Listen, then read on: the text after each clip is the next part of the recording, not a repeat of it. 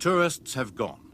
It is November, and this island in the Scottish Hebrides is shut, except, that is, to a group of men brought here to learn how not to die.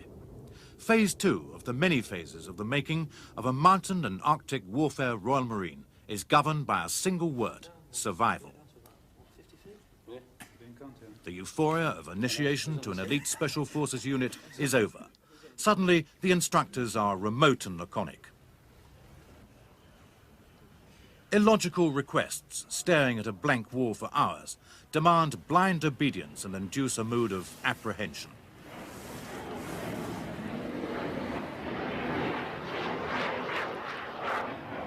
Their transport roars homewards to the mainland, leaving them to learn to live by wits alone.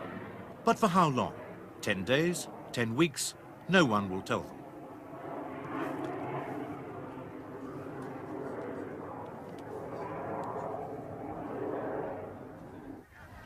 Appreciation of pastoral beauty is hardly a priority. Geese in flight are quantified only by the calorific value of their slowest member. This brutalizing process began some days earlier in a Plymouth classroom. So what we're going to go on to now are the different types of reptiles and insects that are edible, that may save your life or your companion's life when you're out in a survival situation. What we have then on the reptile side are lizards, snakes, frogs, that sort of thing, and they are all edible. Okay, what we've got coming up for you now is a worm omelette. As Europeans, we're not used to eating insects, and people have died or got very seriously injured or in a bad situation because they haven't eaten things that have been around them. Ophiophobes and others of sensitive disposition are advised to leave the room. This is not a pretty sequence. The novelists who glamorize undercover fighting fail to mention episodes like this. Whenever you're eating insects or have to eat, you're in a situation where you have to eat insects, never eat insects that are dead or are suffering through disease or ill. Obviously, they're walking around with crutches on, then don't eat them. What we have here are worms. If you haven't got anything to eat with it, they can just be eaten as they are raw. And they are highly nutritious. All right, not much in calories, but as you will see, they're not that bad. If you all pass that round, make sure everyone gets a good taste. God,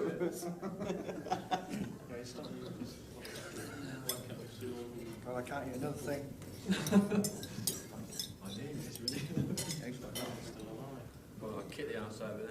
Right, everyone have a good old chomp in them.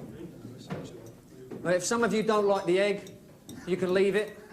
It's a bit like eating spaghetti. In the Hebrides, they come face to face with a chilling reality. It is called the dislocation of expectation, a ponderous definition which means precisely that. Hang on forward and sit down.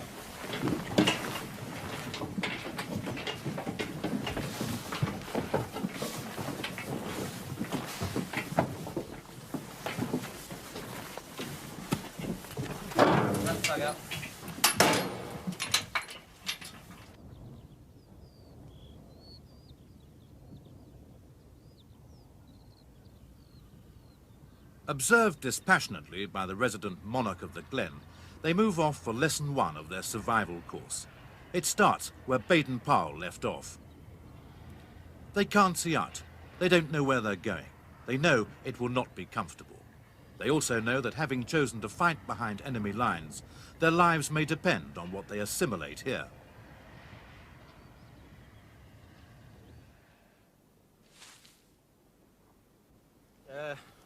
Your wire snare. Most of yours will be like that when you get them out of your pockets.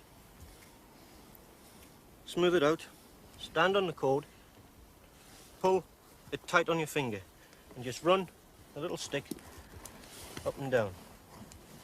Because you want this to run smoothly right around whatever's neck goes in it. Have a short stick, just split the end, and you'll see that. Place it and just flick that in. Make a nice pear shape. You don't want it too high, or you'll push it out the way that way. You don't want it too low, or you'll just flatten it.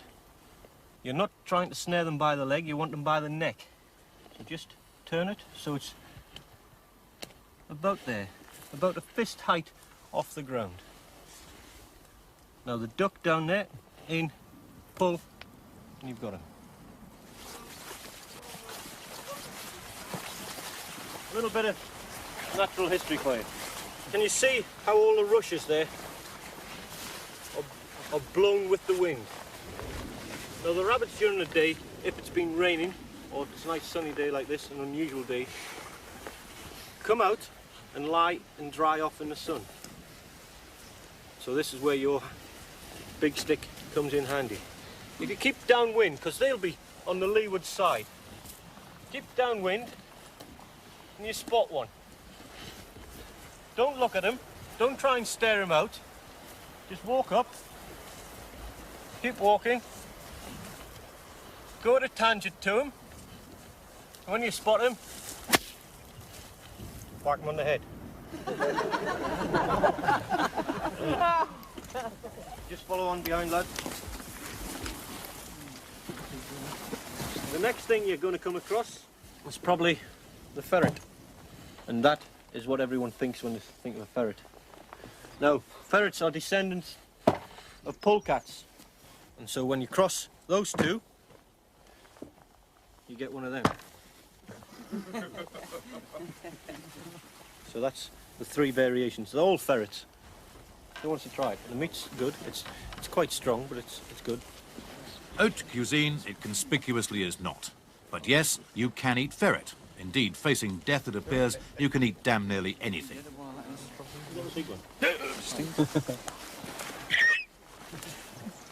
Take the way up there. Not much to get a hold of, Jack. And just peel it away. So that's all good food. And there he is. Take that away. Clean them up around the edges. Live and ready, Jack, though. The prospective menu does not get better. Eventually, they arrive at rats. Here he is. Rattus Norwegicus. Our brown rat.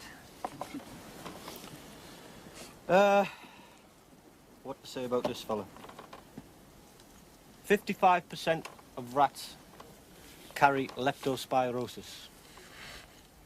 Rats catch as yellows, Wheels disease, the other names of it.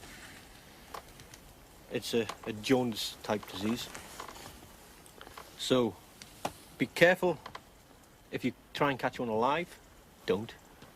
If you've got one in a trap that's still alive, kill it first before you touch the trap. Be careful about your hands, don't fiddle on them, put your hands in your mouth. If you're going to eat them, take the guts out of them and ditch them. Don't keep the liver, don't keep any of the innards. Use the meat if you want. On my course I had 2. So I'm still here. Skin it just the same as a rabbit. But don't use the innards. Anybody want to try? No, no one wants to try. But then, no one yet is actually starving. But what, by now, is going through their minds? What the hell's going to happen next? I mean, there's a lad on the course who has been here before. So he has told them, I suppose in his words, how everyone was running his course. And they will all have an inkling of it. But I think until you actually do something like this, and you're actually faced with the prospect of going out there and having to fend for yourself, not having the comforts that we've become accustomed to, then the reality will hit home. How hard is it? As hard as you want to make it yourself. Shrewdly, one man grabs the carcass of the ferret. But uppermost in all their minds, as they're hustled round the back of a deserted outhouse, is a deep uneasiness about where this game is going next. About turn. Move to up against the wall. Move till your faces are up against the wall. Come on, move right up, lads. Move right up. Move right up. Push up. Okay, you stay there. Right, sit down.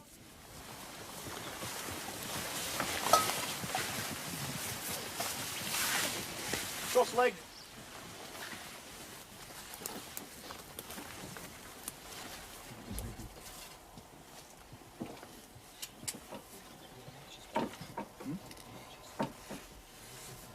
-4. Target last night.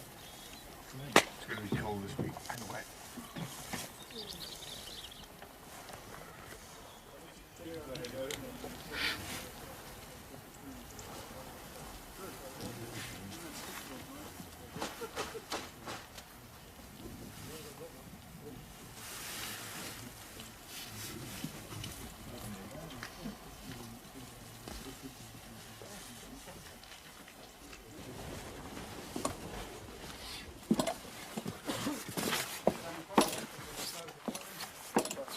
In front of each of the piles of clothing. Facing me.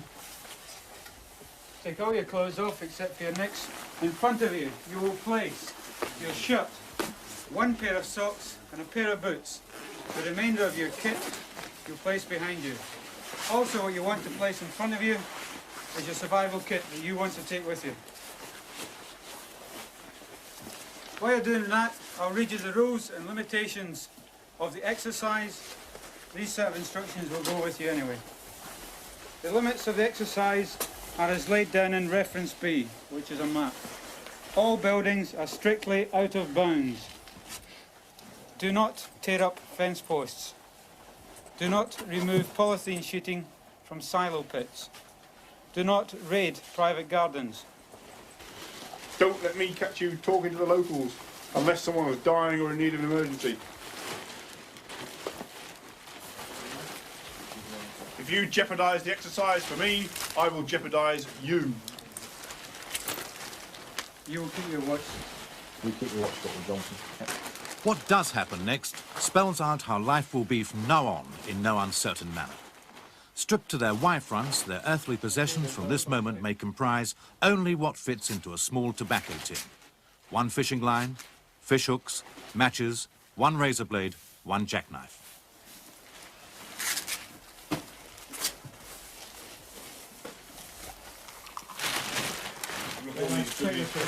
Check the kit. The search procedure would do justice to the Gestapo, but to outwit them, if you can, is seen as initiative and thus fair game. The intelligent contraband is a wire saw, salt tablets and obviously money. They're permitted to keep a billy can to drink from and their own boots, but knives, forks and spoons are not allowed. Come on, lads, move your fingers. Don't bother doing Put your boots on. Come on, get a move on. They're thrown battle dress and greatcoats, all as supple as asbestos, left over from World War II. It's not trooping the colour. Sleeping bags and ground sheets, any waterproof items are prohibited. Right, pick up your kit on the back of the wagon. Get out there.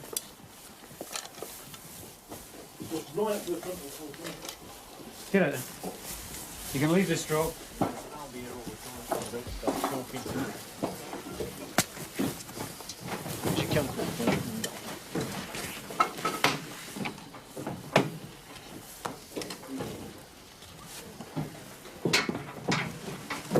Right, sit down, facing the front of the wagon, cross-legged, and don't talk.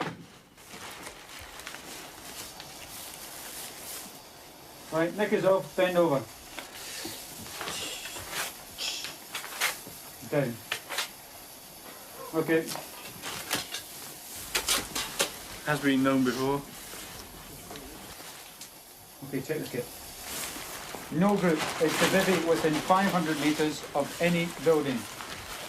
No contact is to be made with the local population or other groups.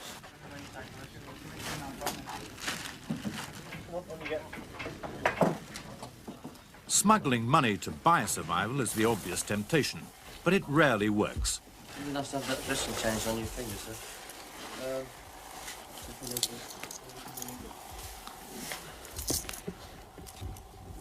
Oh, now look what we found here, sir. Is this for us to go ashore tonight, is it? A modest banknote is found in the hasp of a jackknife. Quick as you can, lads. Get all your kit together. Can't buy much on this island for a pound. Good though. try. Good try. Where was it? And he's See the nice. jackknife? Inside the jackknife. I wonder what else he's got. Have you had a look at his boots? Mr. Smith knows all these things, you know. How much you swallowed then, sir? Mr. Smith has reason to. He's an officer, was previously with the SBS, and has been this way before. Or even check the battle dress Mr. Smith issued with. Nothing is overlooked. Even finger dressings are prized open. You guys will take the whole thing off, Doc. You won't have to dress it now. How do you do it? With a knife. Outside on you, on the back of the wagon. Just pick your kit and go. Go on. Come on, then, get out there.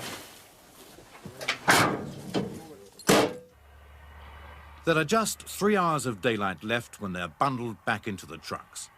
6 three-man teams are to be jettisoned in 6 different locations on the island, all bleakly inhospitable.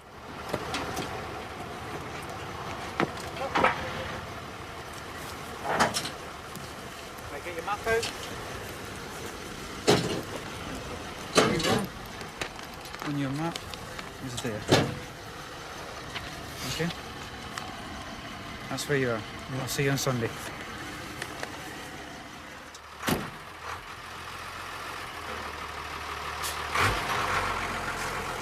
Oh, incidentally, just before you go, so we're not. Did you manage to get anything through? Yeah. But what did you get? I mean, tell us. I've got a wire saw in my boot. Same. You got I got the wire saw. the 5 was just a decoy. They knew they'd fall for it. Good luck. Right, Okay. thanks. To see you Thank you very tomorrow. much.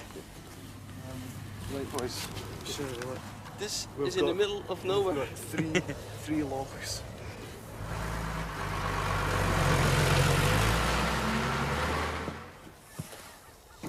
Whereabouts are you headed for just now? Right, well, they dropped us off about midway down this wood. What we're going to do is cut down, carry on the road, come up to this house so you know exactly where we are. Then we want to try to get to the lock. They've been given maps of unique obscurity. They bear no place names, and such buildings as they show are all out of bounds. There's a boundary line within which, for the next 10 days, they must live completely off the land.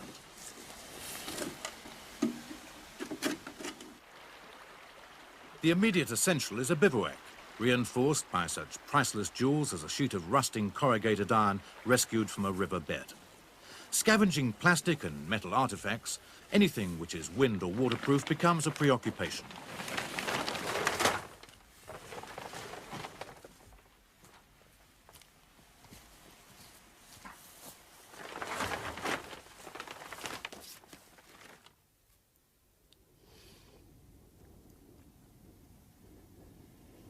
Oh, 6:30 next day.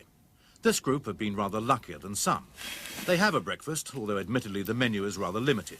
Stoat, grilled, baked or fried.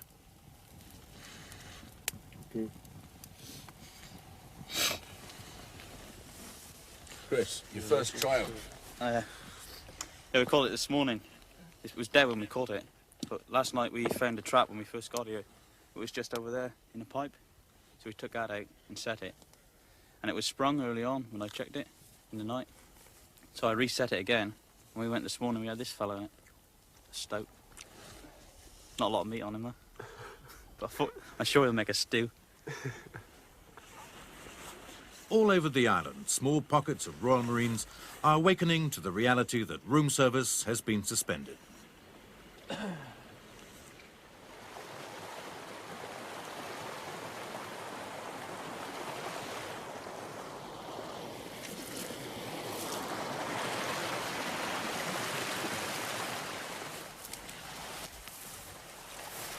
We had about 3 hours of light, so we decided we'd find enough material to keep ourselves dry for the night. We got some plastic sheets and a load of fern to keep ourselves warm. And then we put out as many snares as we could. We managed to get out 7 each. And this morning we got a rabbit and a hare. It would seem that this group are doing rather well, but they have unscheduled visitors with more critical ideas.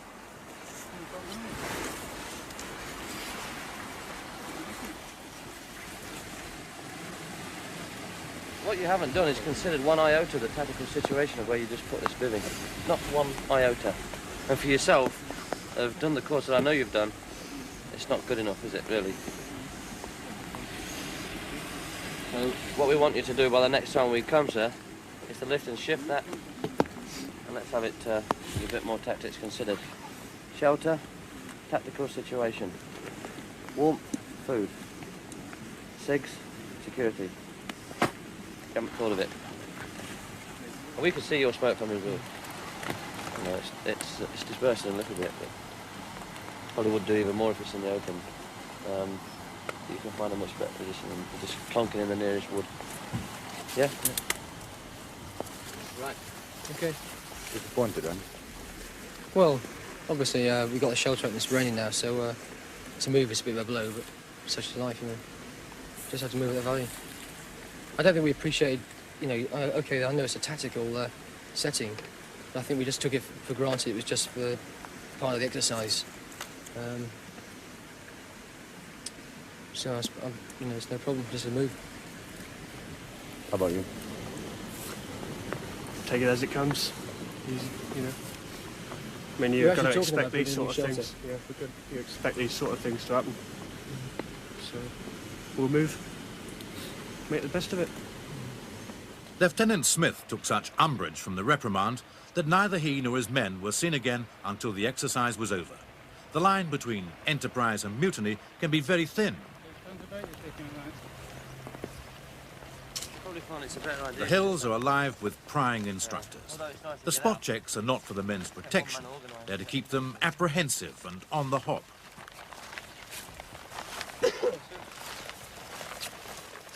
Lieutenant Hutton is proud of his catch. Got it here, Chris. Yeah. Which one was that? One of mine on that fence. But McLean is a hard man to impress. Great. Everybody's going to find somewhere to look. The first thing they're going to search is natural objects. Woods, derelicts. But then, surely, anybody... I know you're going to have to survive, yeah. But anywhere you had it, wouldn't your fire would give you a lick? Oh, yeah. Well, not necessarily. It all depends upon...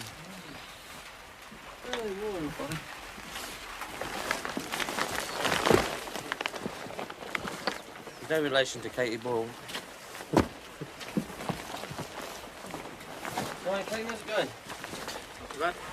Right, oh, what have we got in there? You're having trout for breakfast? I trout last night. Is it? You obviously been surviving. What's the next thing you're going to do is after you've found out you can leave it out and you need to have food for yourself. You've been making that, and just stuff it in your pocket. I made that just You probably find that you get 2 of those and that's you. A lot. There's a lot on there. It's a fair size, that must weigh. Yeah. You get a couple of those and that'll do you. You'd find out another thing that the farmers around here put packs out for the cows. Treat it very well. And they actually put their rotten veg and stuff in the fields. Not a tip. Just go where the cows are on you. As soon as they put it down, you can actually beat the cattle to it. Stealing rotting fodder from innocent cattle may not seem cricket, but it's a handy tip.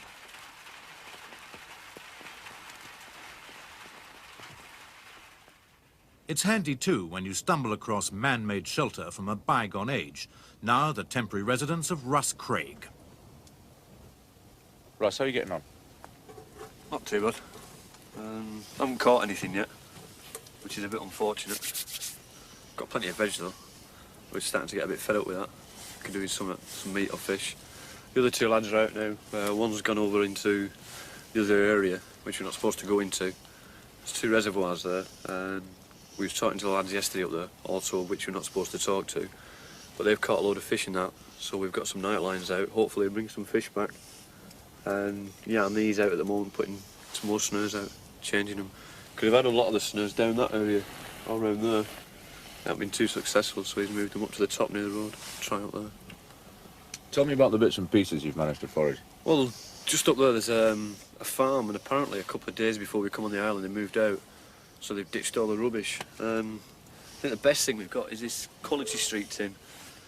It turns out to be a cooking pot. We get loads in there. Another good thing we found was a load of old kiddies' clothes and what have you. Might not look much to you and I, but We've got spur trousers, spur jacket, all sorts of bits and pieces. It looks like rubbish to everybody else, but at night time what we do with that is take our boots off, wrap our feet in it, and use the rest as pillows. I've also made a hat out of it. There's all sorts here. There's even a bra there. Get that way inclined. Socks and that's another good thing. I've worn these once because mine got wet yesterday. Amongst it, stacks of paper and what have you for lighting fires. It's all good kit. Deprivation transforms them into something close to kleptomaniacs, even down to accumulating weapons of suspect firepower. Got a gun to go hunting with, but I haven't got much ammunition for it, unfortunately. And here we've just got a load of plastic things, bottles. We've got some plates if you can catch them at decent. Eat it off. And then for an electric razor for when we come out of the field. And that's about it. We gave some stuff away yesterday. Did your mutton he come round? Well, we swapped him for some veg actually. Took pity on us because they've got stacks in their area apparently. Unknown to anybody else, we've also got a push bike. And tonight, going down there. Down there is a familiar landmark, Mary Logan's farm. There are strict rules against touting aid from local residents. Is that Mary Logan's, is it? That is Mary Logan. I wouldn't be rid of that anyway. Because that's the one I gave a recce on the other day. All I did was just walk straight down the road to within about 300 metres. Got a wheels allocation of dogs, so it'd be stupid to try anything anyway. But further down, I don't know, 6-7k away, there's quite a lot of farmhouses. I take a bimble down there. The locals equally are warned, particularly Mary Logan, a lady of kindly disposition.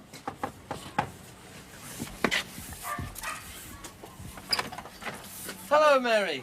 Long time since I've seen you. Well, we've just come round to let you know again about the lads coming round, and if you do see them, for you not to give them all your cups of tea and sandwiches and stuff like that, you know. And I've seen the twins down the road there. Did you? Mm. That's good. Mm. So you've not seen any of the lads at all? No, none at all. None? No, none at all. They've not been in your barn and asked you for some straw and stuff like that, no? If they take anything from you, Mary, would you tell us when the end of the exercise is over so that we can replace it? Yeah. Well, she lost a couple of ducks last time, you know. Yeah, ducks she lost a few years ago. What will you tell them if any of them should happen to knock on your door and ask for a cup of tea? What will you tell them? Not give them anything. Good girl. We'll be coming round during the week. And we'll probably pop in and see you. Yes. And see the boys. Okay? Right, see you along then, Mary. See ya. Bye-bye, love. Bye. Bye. Well, Mary Logan's one of the people that doesn't take a blind bit of notice of what we say. She treats it very much as if she's an agent of some kind, and it's a big gain for them. It's a nice, bright aspect for their normal, from their normal run-of-the-day lives, and they look for it with enthusiasm every year when we come down.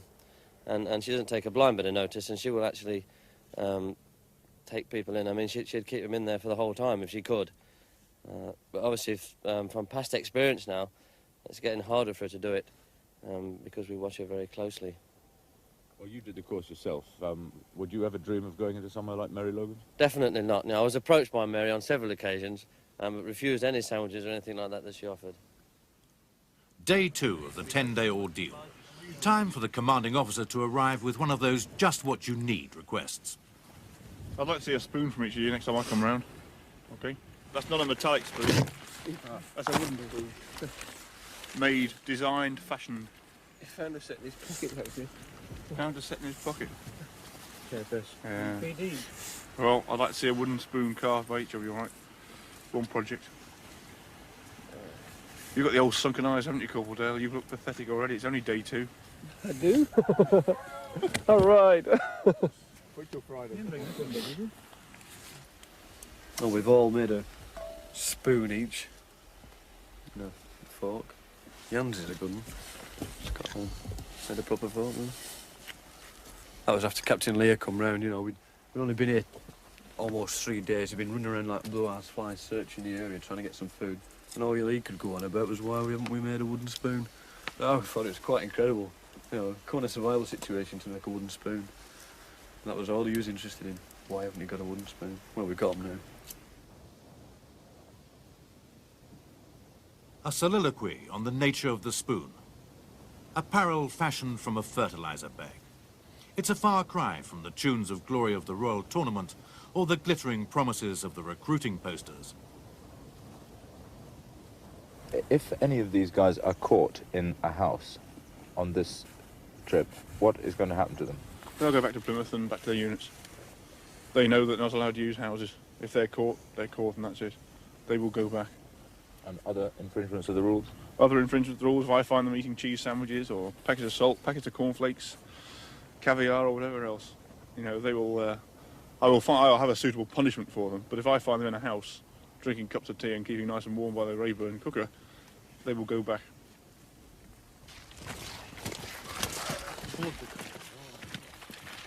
Hey, boys. There are heavy penalties, too, for teams fraternising with one another. Yet chance meetings on lonely roads do happen.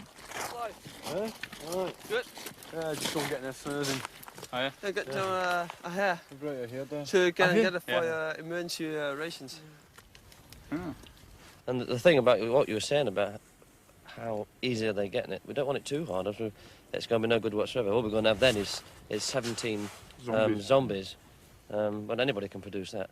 You know, but they, as I say, the big thing is they learn and learn things and learn how to what it's going to be like, and just think what it would be like if they never had all this polythene and corrugated stuff, which they will do later on in Norway anyway. It is a luxury, really, the polythene. It is, and we'll let them use it because if you do scavenge and you're on the trot, you'll use it. I mean, you will at night. Wrap yourself up in it. Is go to people's places. Without that, you're not going to survive very long at all. I mean, you can imagine how long a person would be able to stay out on a night on here without any of that protection at all, even if he had a certain amount of clothes. I think a couple of days and there'll be an exposure case, and the day after they'll be dead.